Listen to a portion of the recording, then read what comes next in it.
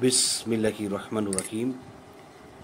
মধ্যপ্রাচ্যের ইতিহাস, অটোমান বংশ থেকে এখন আলোচনা করব ওর খানের পরিচয় নিয়ে। ওর খানের রাজত্বকাল অটোমান সাম্রাজ্যের ইতিহাসে স্মরণীয় হয়ে আছে। তিনি সর্বপ্রথম অটোমান সাম্রাজ্যের সাংগঠনিক ভিত মজবুত করেছিলেন। তিনি যোগ্যতা বলে অটোমানদের জন্য একটি স্থায়ী সেনাবাহিনীর সংগঠন করেন। তিনি রাজ্য বিস্তারের প্রতি নিজেকে মনোনিবেশ করেছিলেন। মূলত তিনিই ছিলেন অটোমান সাম্রাজ্যের প্রকৃত প্রতিষ্ঠাতা, আর তার শাসনামলেই তুর্কিরা সর্বপ্রথম ইউরোপে প্রবেশ করে। ওর খানের পরিচয়। অটোমান সাম্রাজ্যের প্রতিষ্ঠাতা ওসমানের দ্বিতীয় পুত্র ছিলেন ওর খান। তিনি 1281 খ্রিস্টাব্দে জন্মগ্রহণ করেন। ওসমানের মৃত্যুর পর 1326 খ্রিস্টাব্দে ওর খান ওসমানীয় সিংহাসনে আরোহণ করেন। তিনি তার পিতার যোগ্য সন্তান ছিলেন। পুত্রের যোগ্যতার পরিচয় পেয়ে ওসমান তার জীবদ্দশাতেই তাকে উত্তরাধিকারী মনোনীত করেছিলেন। তার সময় হতেই অটোমান সাম্রাজ্যের সত্যিকারের উন্নতি ও বিস্তৃতি আরম্ভ হয়।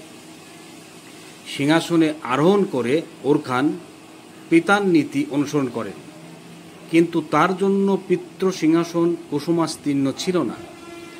তার পিতার সময়ে ব্রোসা নগরী অধিকৃত হলেও এশিয়া মাইনরে তখনও ঐতিহ্যবাহী বাইজেন্টাইন আধিপত্য বর্তমান ছিল। শুধু তাই নয়, রাজ্যের অপর সীমান্তে দুর্ধর্ষ মঙ্গলগণ এবং ক্ষুদ্র ক্ষুদ্র রাজ্যে বিভক্ত সেলজুক শক্তিসমূহ অটোমান সাম্রাজ্যের পক্ষে হুমকি স্বরূপ বিরাজ করছিল। এ প্রতিকূল পরিস্থিতির মধ্যেও ওর খান অত্যন্ত সাফল্যের সাথে দায়িত্ব পালন করেন। তিনি ভ্রাতা আলাউদ্দিনের সাথে সুসম্পর্ক বজায় রাখেন। তাছাড়া তিনি ভ্রাতা আলাউদ্দিন, সেনাপতি কারা খলিল জান্দারি ও খাইরউদ্দিন পাশা প্রমুখের পরামর্শে একটি স্থায়ী সৈন্যবাহিনী গঠন করেন। এ সৈন্যবাহিনীর মধ্যে জেনেসারি বাহিনী ছিল অন্যতম। সেনাবাহিনী গঠন করে তিনি সামরিক শক্তি বলে নাইমিয়া, কারাসাই, নিকোমেকিয়া, গ্যালিলি প্রভৃতি অধিকার করেন। এছাড়া তিনি একটি সুষ্ঠু শাসন ব্যবস্থার প্রবর্তন করে অটোমান সাম্রাজ্যের খুঁটি মজবুত করেন। তিনি সাম্রাজ্যের শিক্ষা বিস্তার, স্থাপত্য শিল্পের বিকাশ, প্রজা কল্যাণ প্রভৃতিতে বিশেষ ভূমিকা পালন করেছিলেন। পরিশেষে বলা যায় যে অটোমান সাম্রাজ্যের ইতিহাসে ওর খান এক বিশেষ স্থান দখল করে আছেন।